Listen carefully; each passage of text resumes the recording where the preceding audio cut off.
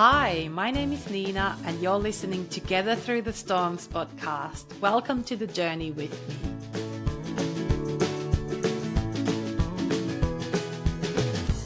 I would like to begin by acknowledging traditional owners of the land where I'm recording this episode today, which is the Wurrung country. I would like to pay my respects to the elders past and present and to any Aboriginal or Torres Strait Islander people who may be listening today. Hi everyone, my name is Niina and you're listening Together Through the Storms podcast. Thank you so much for joining me today. In today's episode, I am talking to a very inspirational guest. Her name is Renee and she is going to be introducing herself way better than I could even try. So I'll let her do it. I already know that you guys are going to love this episode. There's so much you can learn from Renee. So let's jump straight into the episode. Hello, Renee. How are you? Good, thanks, Niina. How are you? I'm good, thank you. Thank you so much for coming to my episode today to be my special guest. Thanks for having me. I've been so excited to join you. We're so excited to hear more about you. Would you like to start by introducing yourself, please? Sure. So my name is Renee, but most people call me Nazy. I was born and still live in Geelong. I've got a beautiful husband, Jason, and two gorgeous girls, Harper and Andy, and we live with our dog Yo-Yo in Geelong. I grew up in a little town called Brimley with my family. I've got a twin sister and an older brother and my mum and dad. That is definitely my favourite place to be. It's beautiful. I love it there as well, and I can't imagine how beautiful it would have been growing up. So nice in such a little small community on a beautiful beach. Love it. So I was born hearing. When I was 19, I contracted meningococcal meningitis and overnight became profoundly deaf in both my ears. An extremely traumatic and life-changing experience, particularly at that age. So my world completely changed over the span of a weekend and has continued to do so for the last 23 years. Wow, that is a huge, huge experience. And I'm sure you're going to share a little bit more about that in a minute. So Renee, I have a little icebreaker question for you, which I do with all of my guests at the start. Are you ready for that one? Think so, yeah. Would you like to share what is your favorite self-care routine at the moment? Really bad at self-care. So I would like my self-care routine to improve a lot. In saying that, I love reading and doing puzzles at night as a way to just switch off. I often have a puzzle set up on my table, so I'll sit down and do an hour or so before I go to bed, or reading a good book. I love getting my head stuck into a really good book.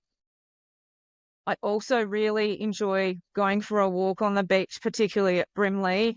Helps to clear my head, but I just don't get there as often as I'd like to. And my final little thing that I do as regularly as I can is getting a neck and shoulder massage, taking away all the tension and stress that seems to hang in that spot. But certainly a goal is to improve my self-care and do a bit more for myself so that I can be better for others. I think it's a very common challenge for lots of people that we don't spend as much time on ourselves as we do for others. Thank you so much for sharing those. We enjoy reading books together and sharing about them. Maybe a time that I could tell you about this book. So as I mentioned in the introduction, I lost my hearing when I was 19 in 2002. And not long after that, I started to just write notes literally in a journal as a self-reflective, thinking about the details. And I would talk to my family about what happened for the times that I couldn't remember. And then for years, I just kept, going back to that. And then I started to type it up and I had a few people say to me, you should publish a book. And I was like, I'm not an author. I'm just a everyday person. And then as I continued my journey and things kept presenting themselves to me, I did realize that I did have something that I could share with others and a way that I could inspire other people and share my journeys. I wrote and published Time to Soar, When Loss Becomes New Beginnings. In 2017, I launched that and had it published, which was one of the most amazing experiences I've ever had. At the Geelong Library, the room was full of many people that I knew, people that had touched all different stages of my journey, strangers that I didn't even know, people that knew me, just those connections. It was the most successful and beautiful experience for me to launch my book into the open world. So because we won't be able to cover everything possible today, if anybody wants to read my book, Niina will probably share that information, and that goes into a lot more detail. And the thing that I love most about my book is being able to talk to people about it, to continue to share that journey and answer questions. So that was one of the most, really special part of the journey that I've been on, being able to reflect and share with others. That is so powerful. And when I first got your book and sat down to read it, I don't think I even put it down. I just could not stop reading it. It was so touching, empowering. So I would definitely wholeheartedly recommend to read that. And yes, I will put some information into the episode description so people can reach out. Congratulations. Well done. That is a huge dream coming alive. Yeah, thank you. It really was. If you look at your own journey that you just sort of summarized, what do you think has been the most challenging moment of the journey, and how did you overcome that challenging time? It's another tricky question. I'd probably like to see it as there being lots of obstacles and lots of learning moments. But one thing that always really stands out for me when I talk to others about this, I've done some motivational speaking in schools, and I guess with like teenage children, something that was really challenging but also became, I guess, not rewarding but fulfilling in a way. After losing my hearing, I got one cochlear implant, so I wear a cochlear implant. So that's how I hear today. As a teacher, people will know when I say the word Venn diagram. So not long after I lost my hearing, I had this vision in my head of a Venn diagram. So you've got two circles where they cross at one point, where there's differences and then similarities in the middle. And there was quite a stage during not long after losing my hearing where I felt like I was standing outside my Venn diagram. The hearing world and the deaf world somewhat overlapped, but I didn't feel like I belonged to either, because so much of the 19 years that I was in the hearing world, I didn't really feel so much like I was still connected to that. And then the deaf world, it was obviously a completely new experience for me. And then just given time, meeting people, getting my cochlear implant, being able to access some sound again, I made my way into the middle of that Venn diagram where I felt like, I didn't need to be either. I could just survive in both worlds. But there was certainly a time where I wasn't really sure how this was ever it was never going to be like it was before. And I had no idea what the future looked like. Being 19, there was just so much that I was unaware of and naive, I guess, too, like just being young, still living at home with mum and dad. So much of the world and time to still experience. So that was a pretty, I guess, challenging and isolating kind of time.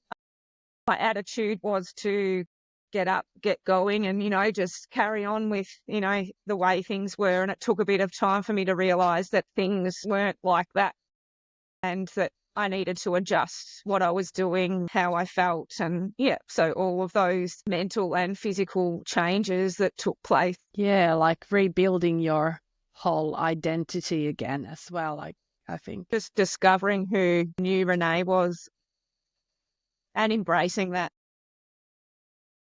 Yeah, and I think that's something that your book highlights so well, that how you've kind of turned that challenging time into something so beautiful. Like that's just part of you. You said that there's lots of like obstacles on that journey, but I'm sure there's also some very special moments. One of the things that you already mentioned, which is like, I can only imagine how beautiful your book launch would have been, but is there other specific memory that you can pinpoint during this journey that you find precious? As I said, with the Venn diagram, with some years and time, I did start to become quite involved with the deaf community. So I was probably 21, and I was doing my diploma of Auslan and becoming more involved with other like deaf and hard of hearing people. And that led me to getting involved with deaf basketball, which gave me opportunities that I most certainly would never have had if I hadn't have lost my hearing when I did. So I was able to present Australia twice at the Third World Deaf Basketball Championships in China, and then in the 2009 Deaf Olympics in Taipei, which were, some of my proudest and biggest highlights, teaming with some amazing people, coaching team and lots of other athletes, wearing green and gold for our country, experiencing opening and closing ceremonies, like just absolute mind-blowing things that, I would never have had that experience without losing my hearing. So I guess gaining those things and friendships and experiences that I'll always have. Yeah, that sounds amazing. And I guess it's also like because you found your identity in this new situation, you were able to embrace it and go and find these beautiful experiences and not get stuck with the, I guess, grief and resistance. Absolutely, like building resilience, encouraged and supported the whole time by my family and my close friends. They could see, who I was and those changes and how much that meant to me, even right up to where I am today. Path that it's taken me on has been amazing. Absolutely. Thank you so much for sharing that. So, Renee, from this very emotional journey that you have experienced, what's your biggest lesson if you had to name one? One thing that really stands out is that although change can be pretty hard and different, that it's okay. And if you just take slow steps to accept and see that change and how you can work with it. And I guess just being positive about that change as much as you can. Doesn't mean every day is perfect, but just embracing what you can with that change. I guess for me, like, it's set me on a new pathway, and rather than trying to fight against that, just working with it and seeing where it took me. And, like, so often I just think I'm so lucky to be, here today for a start, and just doing what I'm doing and having an impact on others while I'm on my own journey. I think lots of people listening can relate to so many things that you just said, although their journey might be very different, but it's all about that mindset of being capable of adapting into the change instead of resisting it. I feel like it applies to so many different situations. It does. Publishing my book, becoming a bit more social media publicly. One of my main hashtag is let change inspire your journey. So stand by that as much as I can on a daily basis. That is absolutely beautiful. Thank you so much for sharing that. And I'm sure we can all kind of take a little glimpse of that into our everyday life. It was very inspiring to hear that as part of your journey, you ended up doing Auslan diploma studies.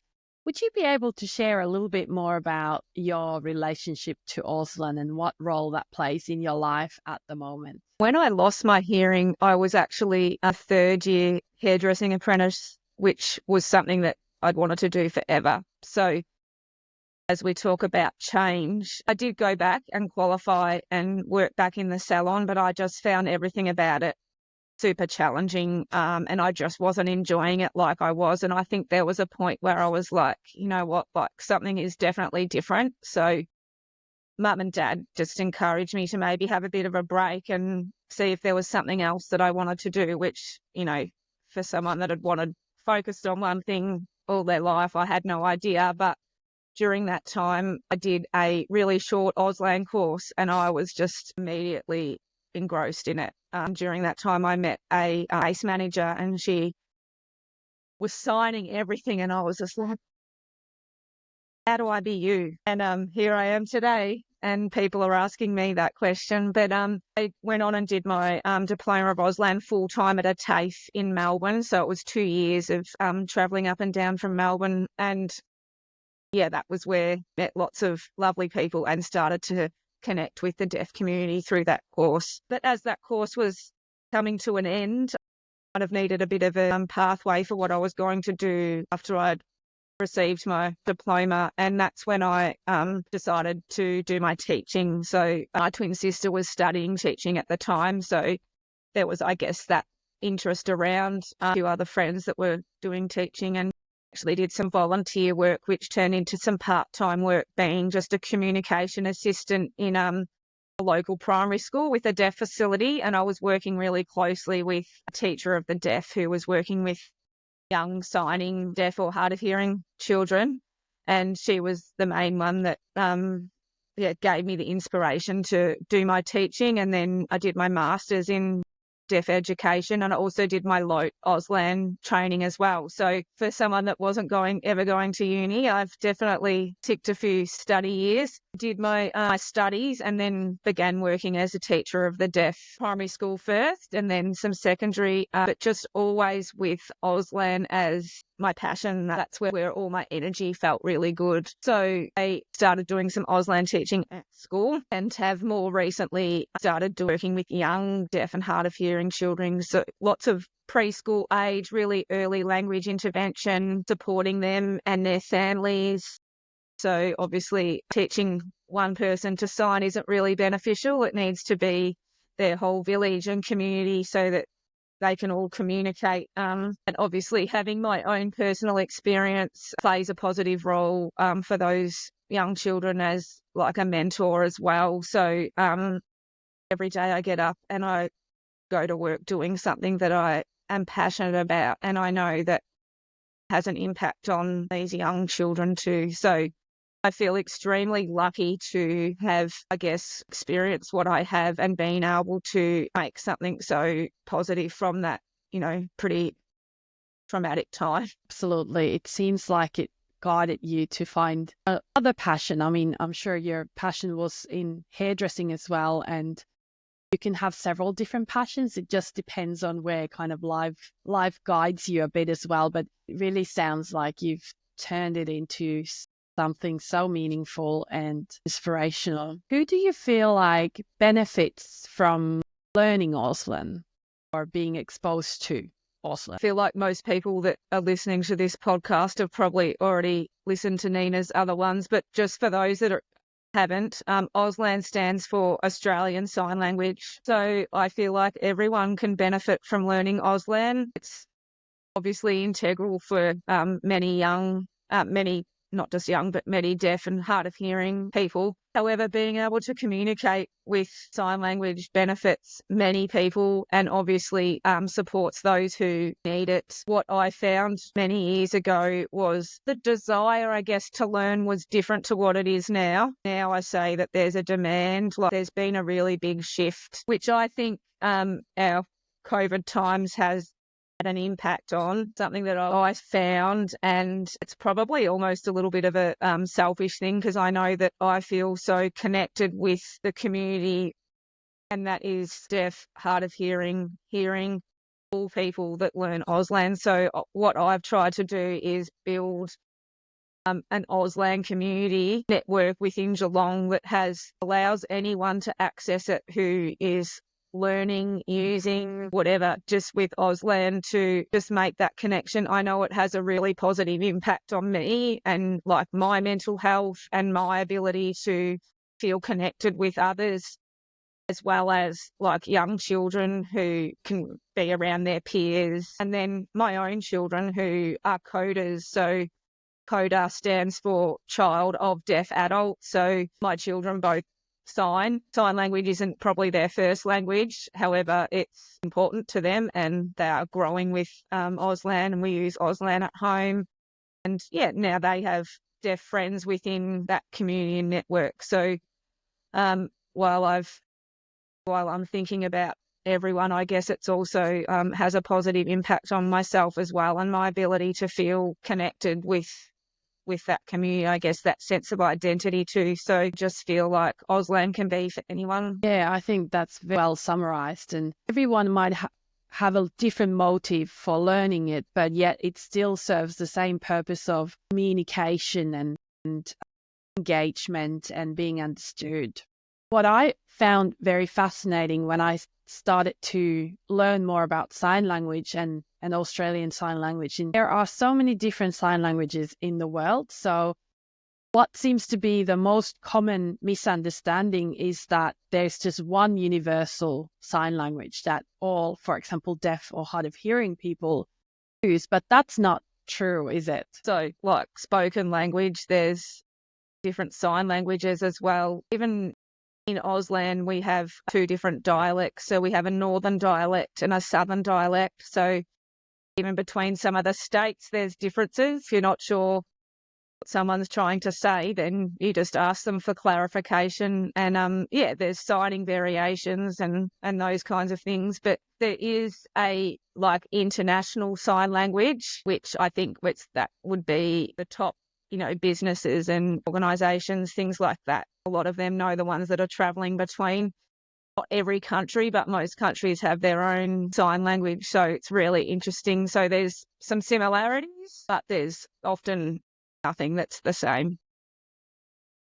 I feel like lots of daycares or kinders or even schools are often very keen to support, for example, students that are using Auslan, which is fantastic. But I just heard on the weekend that a kinder had displayed some signs, but it turns out that instead of Auslan, they were actually ASL.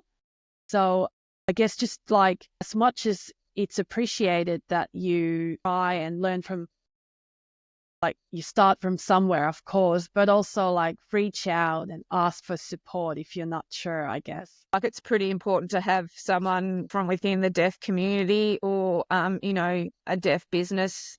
There's lots of, deaf awareness training and things like that, which I guess like is probably more focusing on centres or kinders or schools that have deaf children. But even if you're going to take on, using the language or teaching the language, yet having someone that's actually, there's too much on YouTube that can be not correct, or like you say, ASL is American Sign Language and it's very different to Auslan. But even just, as simple as teaching the colours, the two dialects, northern and southern dialect, have some colours that are the same and then some that are different. So ideally you want to be presenting and sharing, I guess, the correct information, or at least understanding what it is that you're sharing. But it is great how accommodating and flexible some places are getting. It's really good. Absolutely, yes. And we want to kind of encourage that and not to make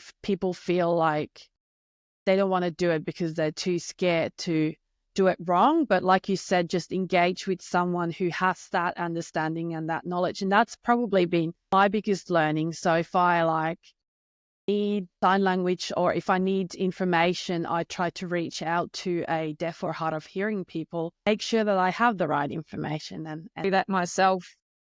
Like I still connect with people, just check, and there are variations with, and sign language is evolving. There's no harm in double checking whatever you're doing, really.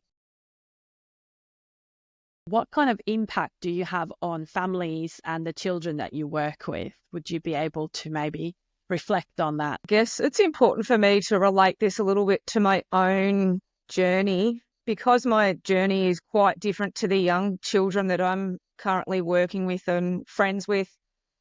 I was 19, so my change was quite dramatic and different, whereas a lot of these children were born with a hearing loss or disability or whatever it is. But the way that it's similar is the connection and support that I had from my family, and the way that they adjusted to the change and allowed whatever I was deciding and I was doing, they embraced and took on board as well. So for the young children that I work with, it's really important, I think, to build and help support building that connection through communication and language, because the young children then feel like they belong to that family, and that, they're understood, which is a continuous learning situation for everyone, myself included. Everyone has a different background. Everyone has a different experience and journey and approach. But just being able to connect and help build some bridges for the child and the families and their extended network and village. It's hard, I know, for families, although I haven't personally felt it with my own children. I know that it's really tricky to know what's right in a situation and what to choose. And I think that if families can provide as much support and access to all different avenues, especially, acquiring language young. So, Auslan and spoken language, things that will work that you have access to, and then just guiding them and supporting them to then be able to, when they're older, obviously start making decisions for themselves and, understand where their place is and continue to be able to feel that sense of belonging and, who they are, and achieve wonderful things, because everyone can. So many different levels of emotions when you talk about that. So you, Renee, work with both of my girls, and I can remember the time before we met you where we were lost and overwhelmed if this is the right way. And now looking back the journey and seeing what Auslan and meeting you has brought into their life is exactly what you just described, ability to connect and communicate. And it's more than language, I feel. It's so much more, and it's just beautiful, the impact you have on families. And I can safely say this from behalf of lots of people, that you're making a huge difference in so many people's life. I feel really lucky, like I said earlier, to have in the position that I am, to be able to share my experience, be a bit of a role model, continue to learn myself. I'm learning everything, all the time from my families and, their experiences, because theirs have been very different to mine. Yeah, I feel very lucky to be in the position I am, and to also have made some close friends from work that sometimes just doesn't feel like work. That's life goal right there, isn't it? Do a work that gives you more than takes from you. This has been such a beautiful and almost a bit emotional journey today with you, Renee. I am so grateful that you joined me. I am sure there's going to be so many people who are absolutely loving hearing about your journey, hearing about the important work that you do with our children, with our families. And I will add all your contact details to the bottom of the episode descriptions. Do you want to give a little shout out to your business? So I've recently established a business called First Hand Auslan. So the name came from, I guess, first-hand experience as well as, first-hand. It's got lots of dreams, but it's very good at the moment in its foundation stage. And the most important thing for me is that community connection for everyone. If you visit the website using the link, you'll be able to see what what we provide and all the different things that we do, but most certainly open to anyone reaching out if they have any questions or anything following this. Great to know. And lots of events as well. If you want to meet beautiful Renee face to face, there's lots of opportunities for that. Thank you for your time today. Thanks so much for having me, Niina, and also being a huge inspiration and for what you're doing for